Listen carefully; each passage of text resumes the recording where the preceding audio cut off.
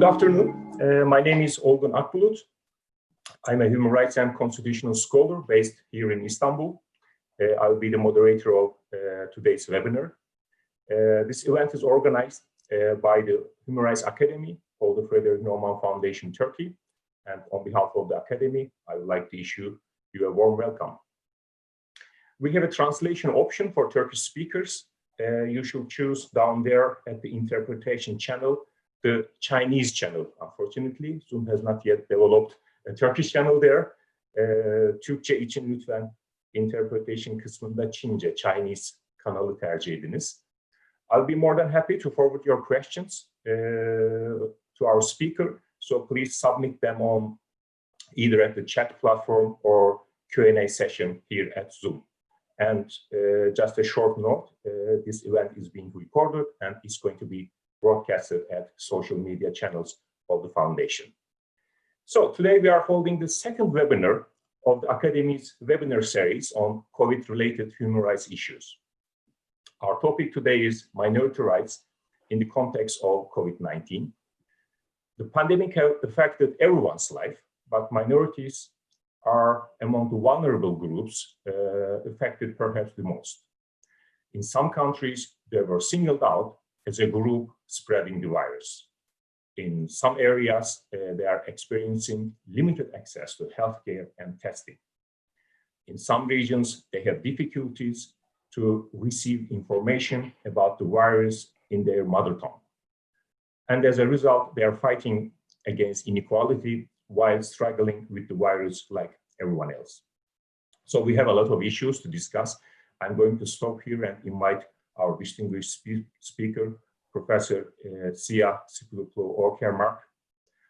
Hello, Sia. Hey, Sam. Welcome, man. Tack. Sia is a professor of international law. She's currently the director and head of research at the Åland Islands Peace Institute. She's a lawyer, but her scholarship is not limited with technical aspects of law. She has done a lot of research, published extensively on human rights in general, demilitarization, especially demilitarization of the islands in the world, autonomy theories and justificatory chains behind the autonomy models, participatory rights, indigenous people's rights, and minority rights, both from theoretical and practical perspectives. We are grateful that she accepted our webinar invitation. I'm not going to read Sia's long list of publications, but I can suggest everyone to visit peace.ax on the web. There you will meet the Sia scholarship, ongoing research projects at Åland Islands Peace Institute, and up-to-date information about the Ålandic model of autonomy, minority rights, as well as conflict management. And a short note about the program. Sia will have around 40 minutes for her initial thoughts.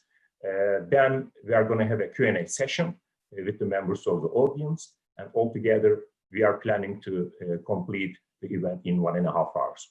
So now over to you, Sia, if I may. Thank you very much, Olgun, and the Friedrich Naumann Foundation for this very kind invitation.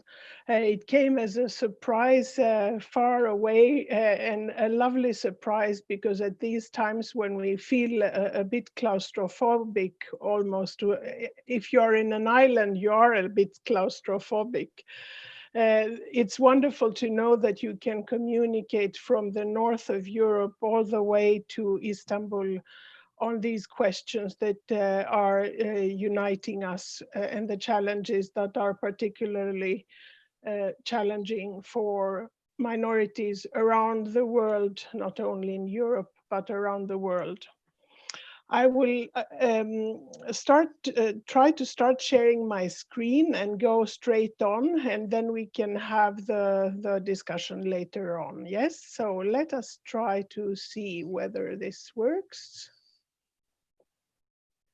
And so I will, I hope that you now see the slide. Yes. Clear, first slide. Yes, thank you very much. Then Olgun, my plan is to do so that I give a first general introduction about issues of difference and linking to the previous presentation, in fact. And then we will go more straight on to the minority-related issues, trying to be as concrete as possible about the problems and the ways to also address them, and how far we have come in our way of thinking about international law and minority rights in relation to COVID-19.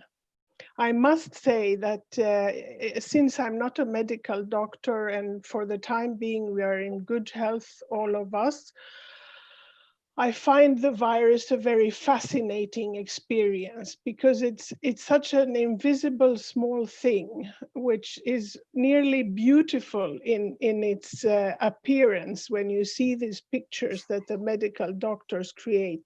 And still it creates such horrible, horrible fear in us and anxiety, and has been what many have said and described as an X-ray of our societies. So I think this metaphor of the X-ray indicates precisely that because of this crisis, we see both the strengths and the vulnerabilities in our societies. So the main structure of the presentation is such that I will start by discussing how location matters, not only internationally, as was discussed previously in the previous presentation, but also domestically. We will look at the increasing inequality and intolerance around the world. We will look at minorities and human rights, and focusing a little bit more on the right to health, because I think that this is perhaps even a missing discussion in discussions about COVID-19. What does the right to health really entail, and how does it relate to minorities? I will then continue with a specific group within the broader notion of minorities, that of indigenous peoples, and look at what is happening partly as a pretext, using the pandemic as a pretext. Then remind us all that there is a strong linkage between war and health, and minorities under war conditions are particularly then vulnerable in relation also to a pandemic such as COVID-19. And then we will end with some remarks. So location matters also within countries. I hope that you can see this map, which is a map that the OECD has, the European Union has produced and has also been shared across other organizations. And the European Union wants to make us alert that, of course, regions vary a lot. And this reminds me of a joke of a friend who lives up in the yellow part here, up in the north of Scandinavia, who says that for us living in the minority, the Finnish speaking minority up in the north of Sweden, being at social distancing is not really a problem, because our houses are 5 kilometers away, one from the other. But reaching a hospital 4 hours far away is a huge challenge. So these sparsely populated parts of Europe, and you have such parts also in Turkey, even though you have a population of 80 million, creates special challenges, and minorities are very often out in the peripheries. We have accessible and inaccessible regions, and with that I want in particular to say that we have regions that have a lot of transfer of people through these regions. And of course, those are particularly vulnerable for the spread of the disease. The obvious, we have very rich and poor regions within our countries. We have regions with various decision-making powers, and I will return shortly to that particular issue, since different countries have different constitutional systems where health issues can be the responsibility of a local authority, or it can be a sub-region, it can be a federal sub-state, or in the case of the Åland Islands, an autonomous region with a concrete responsibility on issues of health and organizing the local hospital. While at the same time, a major debate internationally has been about the coordination responsibility of the central state across these sectors of regions. And finally, cross-border regions where people may be stuck in one or the other side of the border because of the new introduction of restrictions in the freedom of movement, or because of the stopping of various means of transportation, very practical problems. And I think that it's extremely interesting that we see that even organizations such as the OECD are now starting to deal with the sub-state levels of what happens with health conditions and crisis management within states, as much as it has been previously between states. So just to remind you where we are and why all these issues about cross-border are extremely interesting for us. I send you regards to lovely Istanbul from the Åland Islands in the middle of a very dark and very gray Baltic Sea. It's a small place with 30,000 people, but it has a huge span of competencies, which makes it really, really tough to deal with such a huge pandemic. So I can imagine that this is something shared by many minorities who have certain possibilities to influence their own situation. How do you manage with information? How do you communicate with others? How do you see that you identify the vulnerable groups within the minority? So minority within minority, if you so want. And we are, as you see, rather sparsely populated, but with lots of traffic of ferries. So for that reason, and knowing that the Stockholm region is quite close, there has been a certain fear about the spread of the disease in the Åland Islands. So far it has been relatively calm, but we never know in the future. And there is a new face. This guy who looks rather kind and docile, he has had to work a lot. His current photo would be much more tired, I think. He is the medical chief officer in the Åland Islands, and we didn't even know we had one. So I think what is interesting is, of course, that in this new crisis, we have new people who bring about the rules, but also the possibilities that we have in how we deal with the pandemic. And I think that they have had to work a lot in order also to negotiate what is really the specific necessities of the Åland Islands. And I think this is generally going to be one of my main points, that states, we have seen now that states cannot have countrywide rules and countrywide approaches simply. They have to adapt to the specific needs of different minority groups, of different regions, of different societal situations, and of course also cultural needs in terms of minorities. So this comes from the OECD studies, a study that was mentioned previously, showing that within countries, the level of fatalities varies a lot. So you can see, of course, the very much debated US examples between the lowest possible, which is areas which have less than 10 fatalities per 100,000 inhabitants, to New Jersey with nearly 200 fatalities.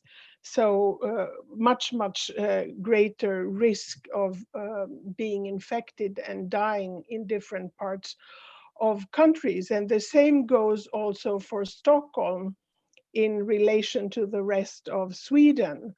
In the middle of the picture you see here, where you have Stockholm being 100 in fatalities, as opposed to other parts which are around 10 hundreds. But I will not go through all this. This is just an illustration to show you how differentiated the effects and impact of the health crisis is across countries. And there are different explanations for that. One of them is the vulnerability of specific groups that you were referring to earlier, Olgun. And in this regard, the inequalities then are accentuated. And here you have two texts in Swedish. This is not a quick course in the Swedish language, but just to show you the example of new reports, very new reports in Swedish media, Swedish-speaking media. One about incoming complaints of discrimination, more than 60 complaints of discrimination. In the one case, and this of course covers also age discrimination, but also racial or belonging to different groups. And the other report of an academic study about how economic and educational disparities have a huge impact on the way the virus is affecting different groups. But I think that it is really crucial to say that this is not simply, if I may use this word, simply a question of inequality. This is also a question of public health safety, or if you want, health security, in the sense that unless you inform all groups that understand different languages, that have different cultural references to what health really is and how you relate to your doctor, how often you visit the doctor, whether you do tests or not, unless you reach widely different groups, then you will have pockets of disease, which means that the interdependence between minorities and majorities becomes very clear. Either you will have pockets of disease among the minority or among the majority, and the minority is not being protected because it's not aware of the conditions and possibilities for that. And of course, in our part of the world, as in many other parts of the world, we have seen that particular groups are being stigmatized. And this very nice, I think, picture, "I'm Not a Virus," was done by a Swedish-Korean artist that has worked on this theme of stigmatization of different groups. The World Health Organization has highlighted clearly that half of the world's population today still do not have access to the health care they need. So this is not the effect of the pandemic. This is the situation already before the pandemic. And this is why the third goal of the Sustainable Development Goals talks about ensuring healthy lives, and we speak about what is called the universal health coverage, that we need to cover all groups in our societies. And we will later on have the occasion to look at one particular group with a very, very bad access to health facilities and health care. And we can discuss what these different groups are. I wanted finally to mention that the UN was, many people complain about international organizations and about how they are not efficient and so on, but I don't really share this view. And we saw how, for example, the UN was within less than a month from the outburst of the disease able to produce a very practical and good guideline for governments and others about the link between COVID-19 and human rights, where the issue of identifying the vulnerable groups early enough was a particular task that was identified by the UN. Let me now start turning slowly towards more specific minority issues. And with this old-fashioned picture here, I want to make the point that issues about minorities and about how we treat minorities are, of course, not new. They are not new in your part of the world, and they are not new up here either. We have here examples from the 18th and 17th century about trying to regulate and protect to some extent minorities such as the Sami in the north of Scandinavia, the Jews in what was then the Swedish kingdom, and through interstate agreement. And in your part of the world, you have had in the Ottoman Empire the millets, and that had to do mainly with religious freedom and was one aspect. What I want to say is that I disagree with those that say that minorities' rights is something new that came up in 1990 or even in the First World War. I want to make the point that minority issues and minority rights have been an effort that we have been making for a very long time. And of course, the abolitionist movement and the movement of women's rights is part of that overall development. But to come closer a little bit to today, we can say that the Universal Declaration has not had much to offer in terms of minority issues, but makes the point that distinctions, illegitimately distinctions on the basis of different grounds are acceptable, also on the basis of living within different territories, which I think is an interesting point that has not been very much discussed earlier.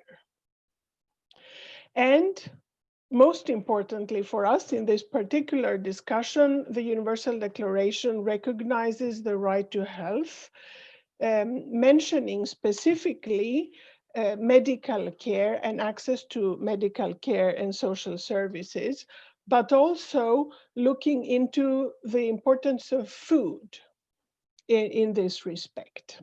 So this was a good start at the point of after World War II and the creation of the United Nations.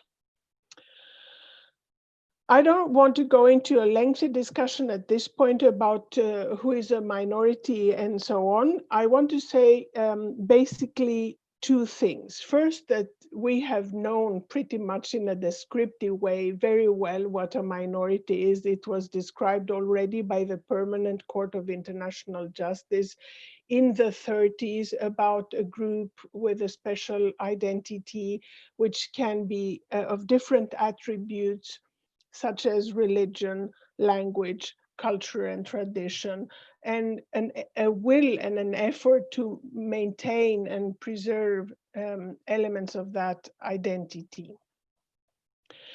The picture here, the colorful one here is the picture of languages. And this is one example. We have today more than 3,000 languages in the world.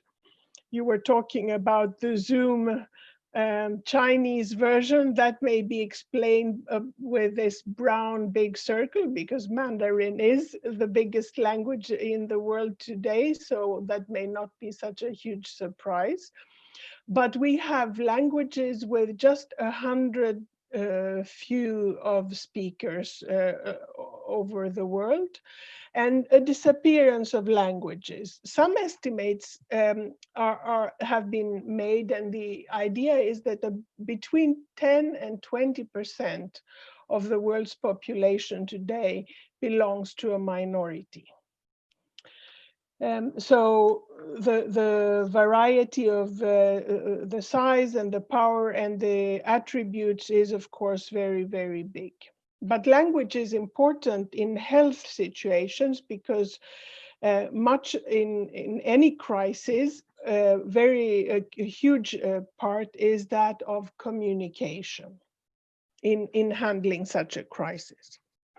The European Convention, which this year celebrates its 70th anniversary, does mention national minority, which to some may have been a surprise, but there were very active lawyers and politicians at that time that saw how important that issue was. So there is a specific mention both in the prohibition of discrimination, and later on also more recently in the protocol number 12 concerning the independent prohibition of discrimination, not only in regard to the rights of the convention itself, but in relation to any right that is recognized by a state party to the protocol number 12, which has entered into force still. Not all that many countries have ratified that. So, turning to the specific protection tools for minorities, we see here that there is an effort to avoid an overly strict definition, going rather through a descriptive mode in the Framework Convention for the Protection of National Minorities, which addresses the rights of persons belonging to national minorities. That is a very classic human rights approach. It's persons belonging to minorities, but it has also been explained more recently in a commentary on the scope of application that it is obvious in very many human rights, not only in minority rights, that there are individual aspects and then there is collective exercise of many human rights, including minority rights. For example, the right to demonstrate, which has individual and it has also very collective perspectives.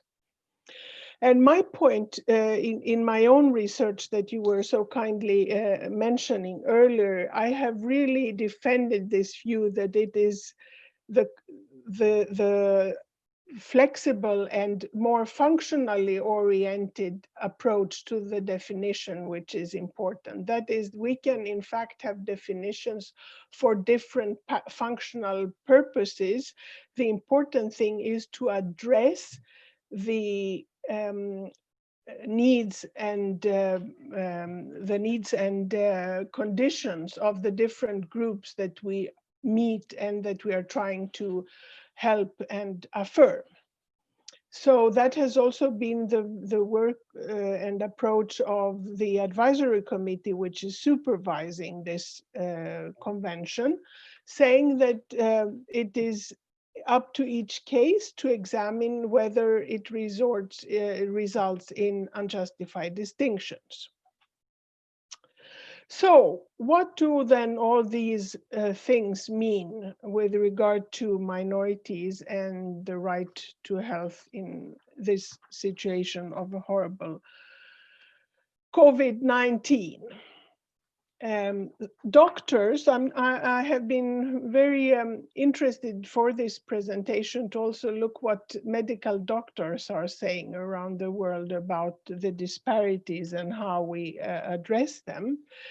And in one of those articles, I thought it was very interesting that the title, "This is a pandemic on a pandemic," is used as a title, meaning that Black people and minorities, people who look differently, are clearly affected disproportionately, both by the pandemic currently, but also by many other diseases that we have had and have still today.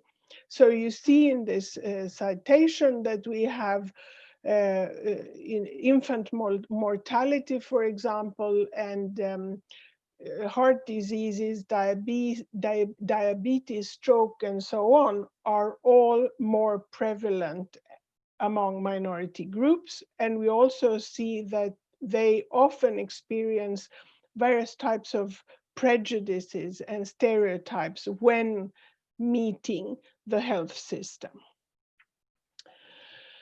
So this is the experience that many people have, and what we learn now is that the persistent experiences of intolerance, racism, and discrimination are bad for your health, because it creates a kind of a permanent stress. And my hypothesis then would be that for some minority groups and some persons belonging to minority, then the pandemic entails a double risk, both the risk of the pandemic, but also this stigmatization that we have seen, whether that is about the Asians that are said to be spreading the virus, the Blacks that are said to be more dangerous than others, or whatever group that you find to blame for the spread of the pandemic. Then we have also learned that the effects of discrimination and intolerance are cross-generational and long-lasting also for the health of people. But on the good side, we have seen that the interest for the health of minorities is increasing, and this is something that I will return to shortly.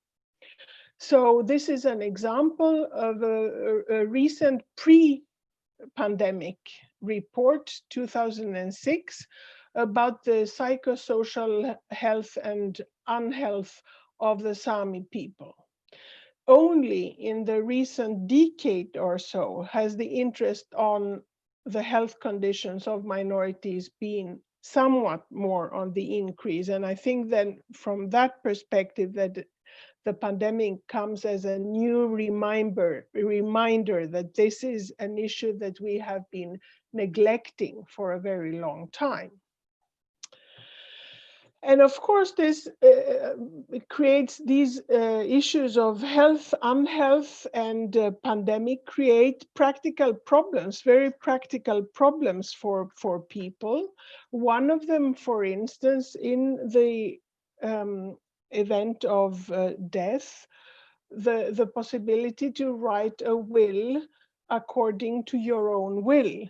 And even though many people think that the European Court of Justice, the European Court of Human Rights, does not deal with minorities, we find that there are interesting cases with regard to such issues, where in this particular case, Greece was found violating the European Convention on Human Rights, because its courts, after many disagreements, did not allow for the self-identification of a man that had lived in Komotini among the Turkish minority in Greece, and who wanted to make a will testamenting to his wife, rather than following the Sharia legislation that would give a big part of his property to his sisters that questioned the testament. So also the European Court of Human Rights has had to deal with minority issues in relation to life and death, if you so want. So what have we learned in these recent studies? Now I'm using the experience from Sweden, where we have had examples of unhealth, especially among male Sami. This is a very new area. And we have also had the first ever consultation that was done between the Swedish authorities and the minority groups in Sweden on issues of health and how to address them. That was done first in 2017. And what they describe and what is described is this very tense and stressful situation where persons belonging to minorities have all the time to explain themselves. And this creates a great stress and psychological difficulty. And the problem is, and I think this is something that also all of us who work with human rights have to somehow be aware of, that we are expecting people to be open with their identities and affirm culture and identities. But what we find here is, in fact, that the more open you are, the more exposed you are also to intolerance. That may not be all that surprising. And also we find out that there are considerable differences in how gender impacts health perceptions and also the way we assess our health or unhealth and how we should tackle them. So a classic example, I think probably people in Turkey say the same things, that women go to the doctors too much and men go to the doctors too little or too seldom. So that is something that we recognize. The advisory committee on the Framework Convention on National Minorities has not had health as a big issue. As far as I have been able to assess and also experience myself when dealing with those issues. But there are provisions, especially as regards language in the health systems, and also with regard to the participation. And let us look at those practical issues that the advisory committee has come across with, and which I can assure you are constantly repeated when you meet across the European continent people from minority groups. The language to be spoken by staff in the health sector. Of course, we cannot expect our countries to have services in all possible languages, but very often these languages already exist, but because there are people from the different minority groups that speak these languages. There should not be a prohibition of using these languages if you are working in, for example, a primary health center. I'm sure you have all experienced also that if you feel ill and unhappy, stressed, it's more difficult to explain yourself. Which means that with all those people that have symptoms, they are worried about their children, language becomes a bigger barrier than it is in normal circumstances. We have issues about the sensitization of health professionals, and that the education should inform and address issues of cultural perceptions about health and unhealth. as you know, a big debate across countries is how we deal with our elderly, because the elderly are among the most vulnerable of the vulnerable groups.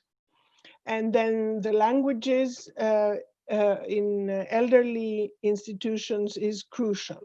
Something which I have come across a number of times is you get small bits of papers when you buy a medicament, and the different languages that are used on those pills or whatever medicament you're using. This is something that is creating a problem very, very often. A good experience and good results in a number of countries have been achieved through the use of cultural mediators and, of course, interpreters. And I can take the chance to thank the interpreters that we have today. The cultural mediators and interpreters that are used in health systems. And finally, the obvious access to such hospitals and health facilities and the affordability of health issues. Let me be a bit morbid now. And of course, any pandemic entails also death. And this means that people have to be buried and their place of burial has to be respected. And I think this is an aspect which is so important for all of us. And for that reason, I decided to include it here, because having cemeteries and having them respected is really important in a situation of pandemic. And we know that Muslim cemeteries, specific minorities, Jewish cemeteries are treated disrespectfully in some parts of Europe. Now, let me try to round up by some more practical examples. The rights of the Roma have been studied by the EU, among others, in recent months. And we can still find that 30% of the Roma population in Europe today, we have about 8 to 10 million Roma in Europe today. 30% of them do not have tap water and 40% do not have sanitary facilities. And of course, in a situation when we are told that we should wash our hands every hour, if possible, that is something horrible for someone who have their children in such conditions. And at the same time, we see a rise in anti-Ziganism, that is the racism, the specific racism against Roma groups, with some symbolic, if you so want, but that symbolism can also be important, the changing of Knorr's renaming of a special hot sauce as not being Zigeuner. I had to have a German example too, as we are here guests of the Friedrich Naumann Foundation, to be even to everyone who is involved in these discussions. But I think that it is absolutely correct, as the chairman of the German Sinti and Roma Council said, that of course, these symbolic changes in names of sources is really a minor issue at the same time as you have arson attacks against Roma families in parts of Germany. Another group within the broader group of minorities is that of indigenous peoples, and this brings us to the link between health and the environment. And as you may remember, the early weeks of COVID-19, it was so that it seems to be clarified that the COVID-19 virus started, as far as we know, through our interactions with wild animals and partly with the need for cheap food. And this is a result of the destruction of habitats and the place where these animals live and the need of people to have food. And this has particularly been a problem for indigenous peoples whose territories are destroyed by the extracting industry, for example, by the logging industry, by the energy sector with oil and gas. And so they are having a triple crisis, if you so want. There is the pandemic, there is the racism, and then there is the environmental destruction of their living environment. This is the final slide before the conclusions. Olgun is not yet angry at me, and I will not read all these examples. This is simply to say the obvious. War is the most dangerous thing for your health. And we see here in the work of minority rights group and the Peoples Under Threat effort that we have very many groups around us which are in a very, very dangerous situation. And we can follow that year after year.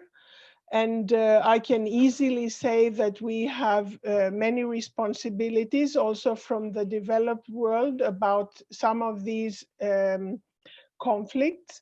The important thing is to recognize that war is specifically targeting and negative in its impact for minority groups, and that is across the world.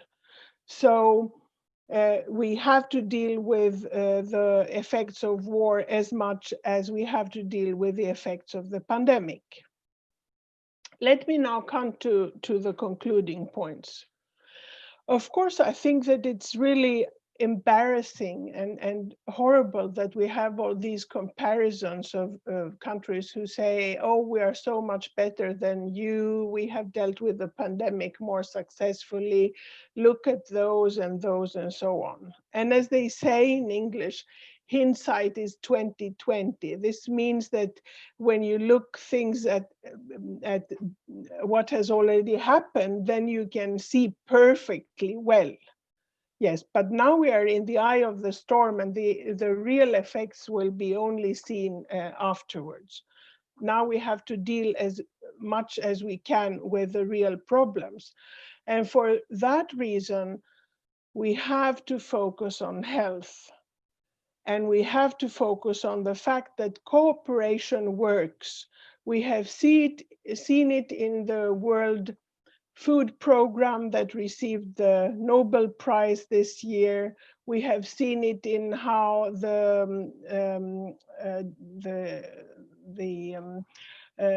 diminishing of diseases such as the measles or polio or even tuberculosis has been successful through cooperation. We have seen it through environmental programs and so on. Cooperation works.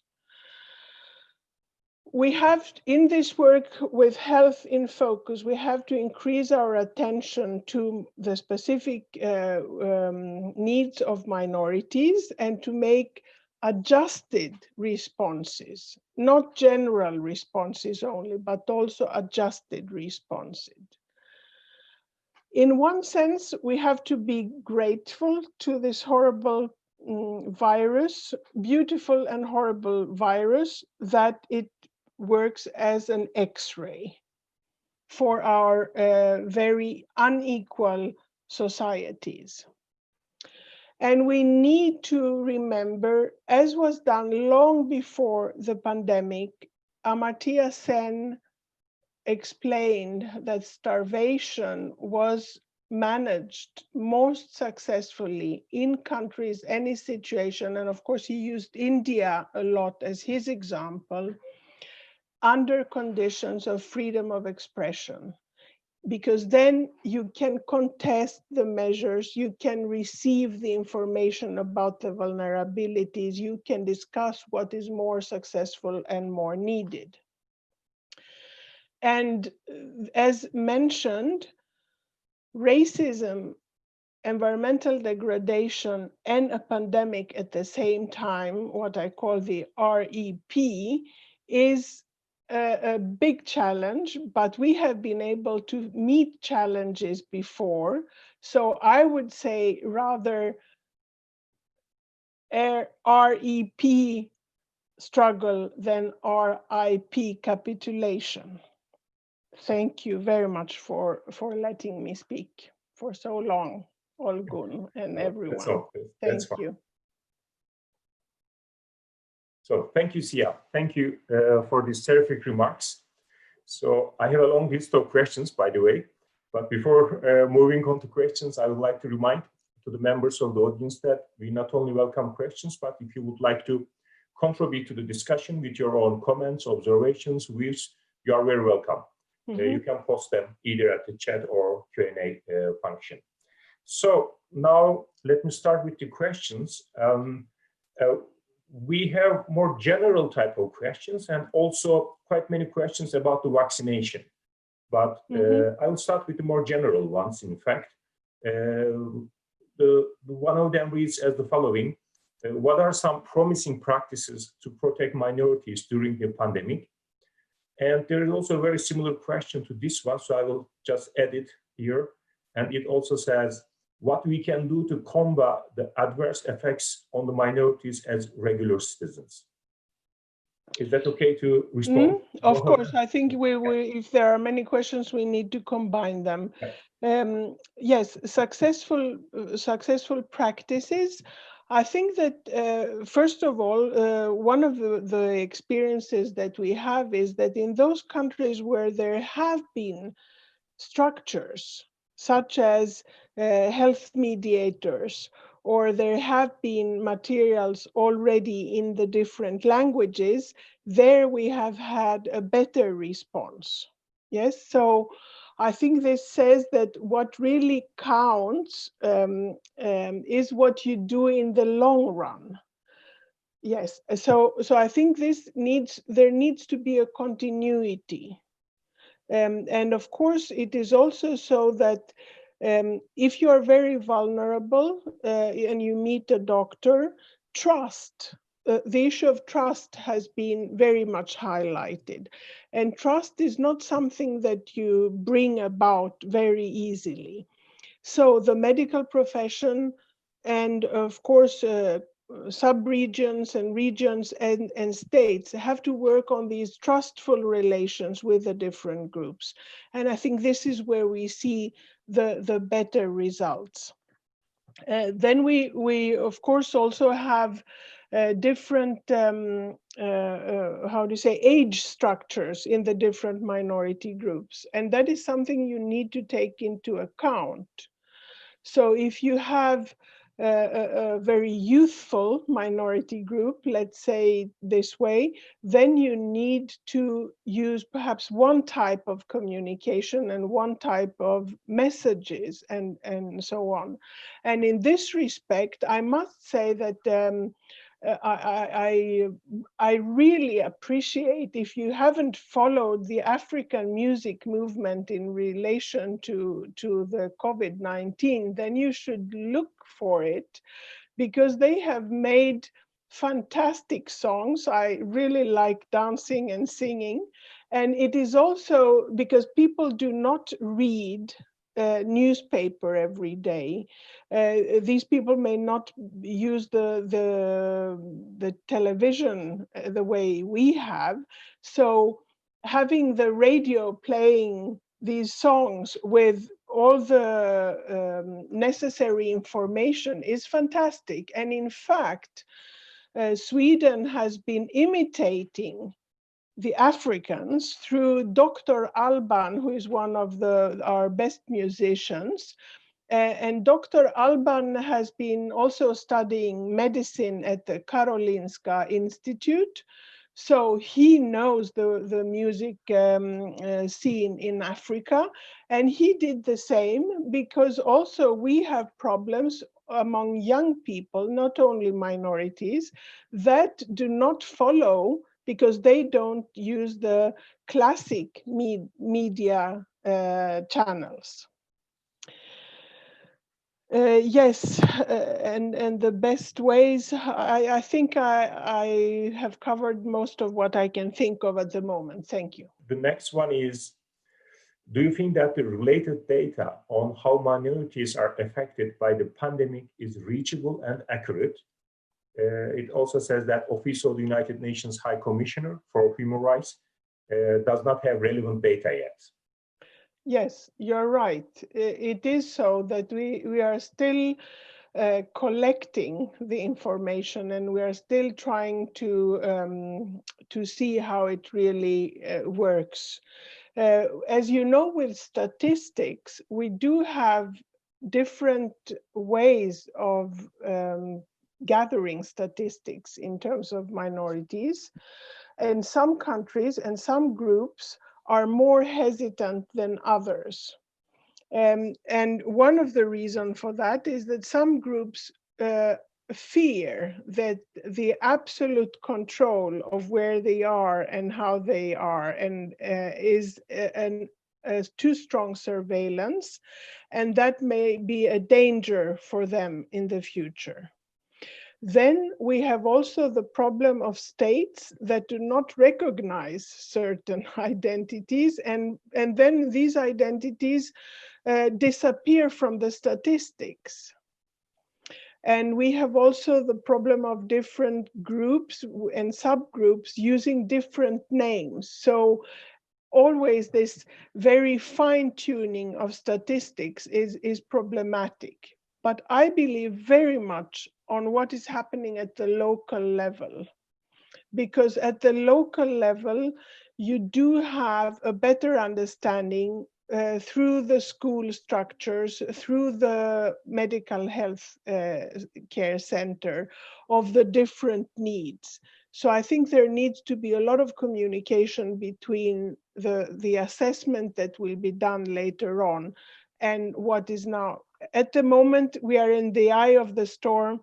We have to deal with the pandemic. Meanwhile, we gather as much data as possible, and then we will see what that means. Okay, thank you. I will go with the vaccine questions a bit. The first one is, if and when the anti-COVID vaccine is available, would you like to comment on how it could be accessible for the minorities and other vulnerable groups? Well, I'm not an expert, and I must say I haven't discussed it. I even considered, should I contact this medical chief officer, but I thought that he has so much to work on at the moment that I will not do so. I think that this was the main and good point that was made by the UN in its early argument, that the first thing you have to do is to make an assessment who are the most vulnerable groups, and then who are the groups which are most crucial for the functioning of the health system. So with my non-expertise, I think what you're really, if you're addressing a lawyer, so what I would say is that there need to be a legitimacy in the choices that are made, that the state or the authorities responsible for handing out and offering the vaccine have to be able to explain why they have made certain choices. Okay. There's also additional questions to that about the refugees and their access to vaccine, but I think you covered that as well, right? Yes, the only thing to add in that case is that, of course, the UNHCR has a fantastic structure in that term. So if states cooperate with the UNHCR and the World Health Organization, there is a good chance to be able to tackle these problems. Okay. The other question about vaccine is more to a human rights and minority rights lawyer, I guess. It says that minorities might find the vaccine against their cultural practices. So how would you evaluate that? Yes, well, it's a very good question. And of course, it's at the very core of minority rights. And I think it's also a philosophical problem in the sense that in a situation of pandemic, can you force people, in a sense, to take a vaccine? I think that in terms of a human rights approach, I would definitely say that you cannot force people to take a vaccine, and this is not also the practice that has been followed. We have tried in all the older vaccinations that we have had to inform people about the probabilities and the advantages of the different vaccinations. And states need to be able to convince people, also in this case, that the tests have been done properly and that the chances of secondary negative effects are very small. And if the minorities are completely unconvincing, then I think it is simply up to the state to then say, if you are not, for example, vaccinating, then you have to follow certain recommendations in terms of not being in touch or having specific rules of contact with other groups in order to protect the rest of the population. But the aim is that trust and information is going to be sufficient. Thank you.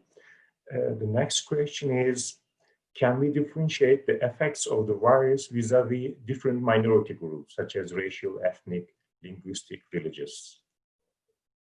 Well, this is a very good question. Thank you very much for bringing it up.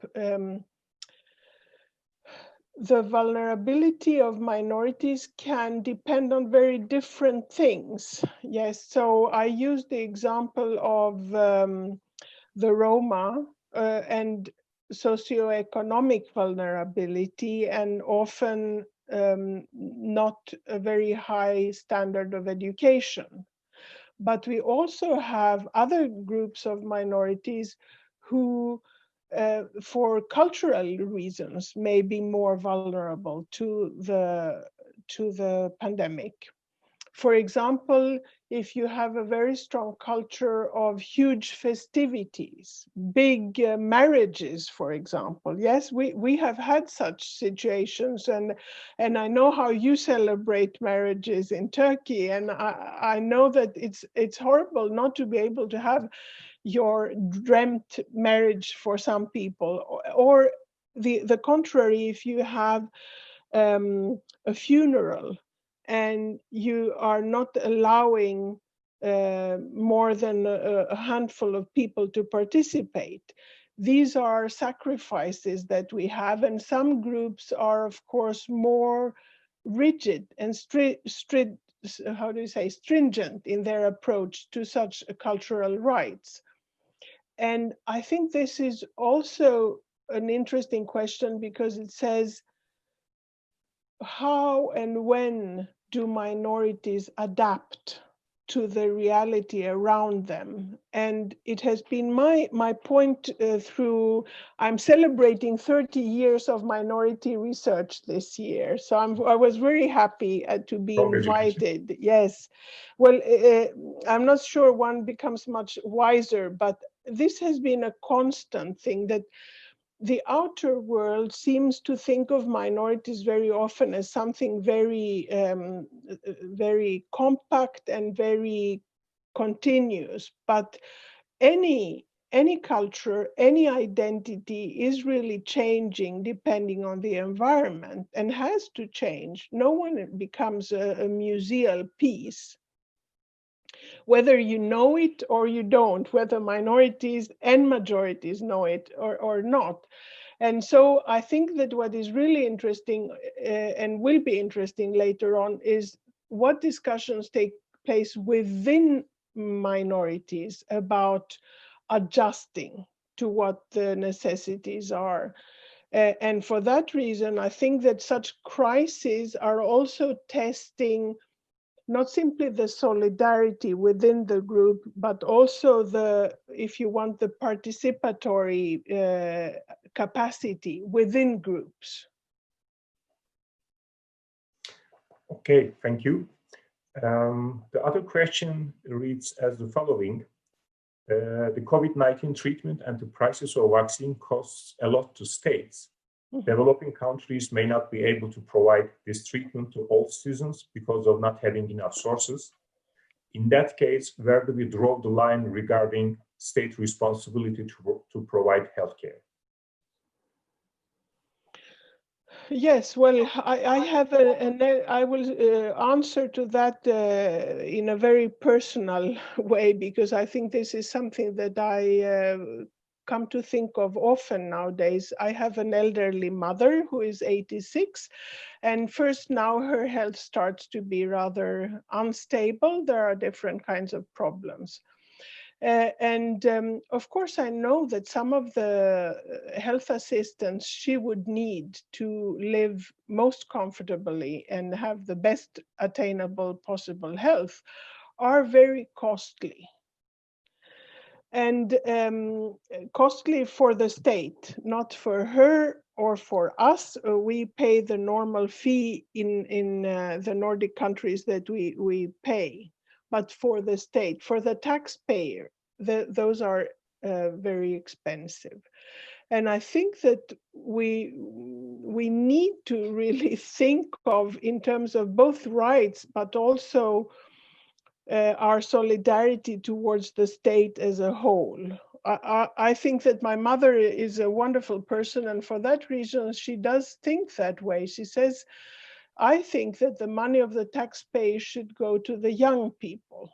It should go to the schools and to the daycare centers and to the health of the young people. So we will do as much as to keep me comfortable, but not more. I will die whenever I want to die.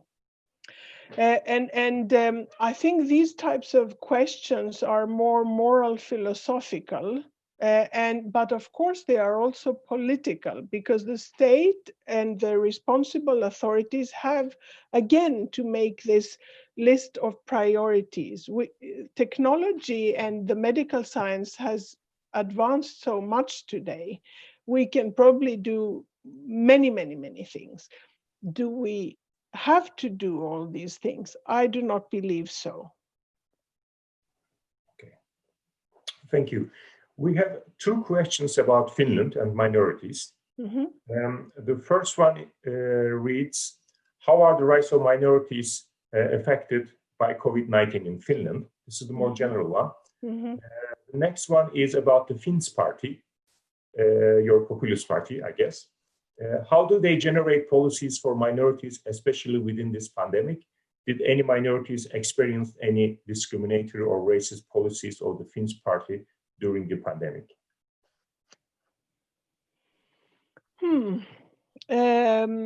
Minorities in general, well, Finland has been a rather strict country in its introduction of measures. As you may remember, that very early Finland introduced strict rules about entering the country and movement between countries.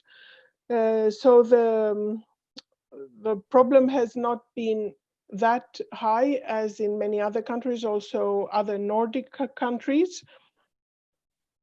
We had a closure of the city of Helsinki, the Nyland region, for some time. And of course, this creates problem for different groups that may work mobility, work in one place and live in another place, including many Swedish speakers, but I don't think that had a discriminatory in that sense effect. It was applicable to all.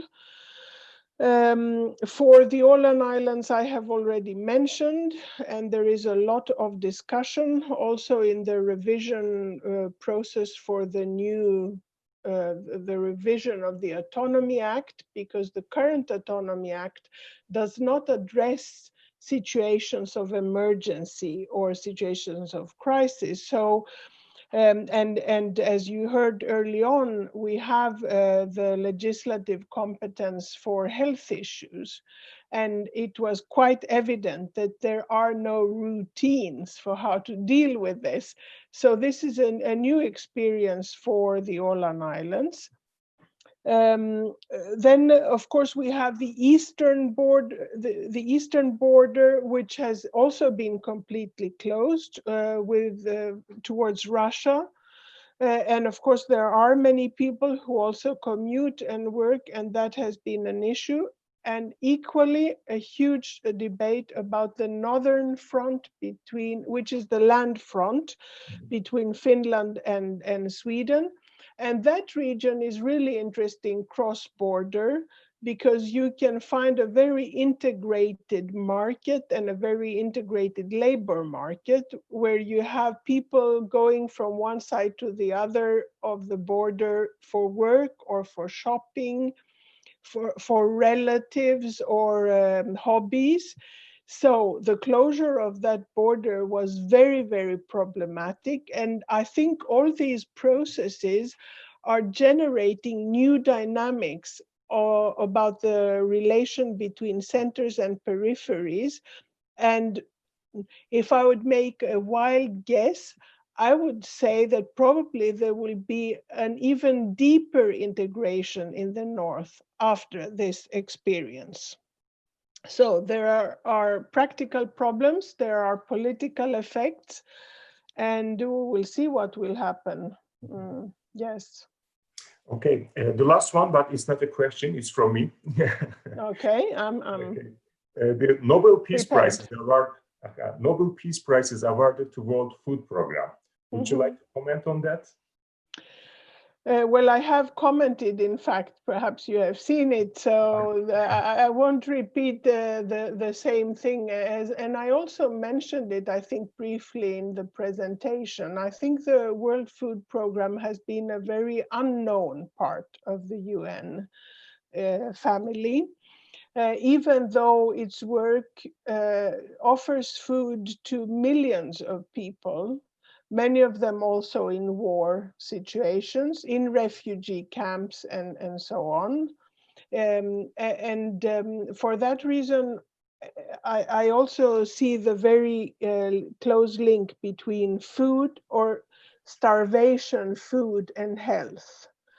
And I'm a bit afraid and following how it will be, because I think that there is a risk that we will have starvation effects in some parts of the world if people are not able to cultivate. And you know, for example, now currently in Latin and Central America, there are huge storms affecting big parts of the indigenous population.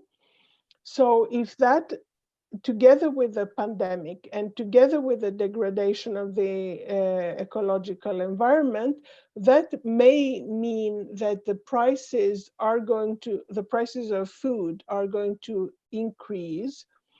And also the UN predicted in the study that was mentioned earlier from April 2020 that the food prices may result in civil unrest. So I don't think I'm talking about Europe now, but looking at it in a broad global perspective, knowing what is happening in India, in China, in Myanmar. We may have such situations around the world. So you're very right to say that food and water are the alpha and omega, as they say in Greek, the start and the end of all good healthcare. Thank you. Well, we'll stop in here. It has been a fruitful conversation. Would you like to add something else? I don't think I need to add anything else. We've been going on for quite some time. I thank you very much for this opportunity, which forced me to take a stand and to learn more about minorities and health. Being a bit ashamed that I have done so little on health issues prior to this period. And as people asked, that there is a need to gather data. So I also hope that you in Turkey, as we also up here north, should continue gathering such information about the disparate impacts of the COVID on different groups and persons. Thank you. Thank you very much for having me.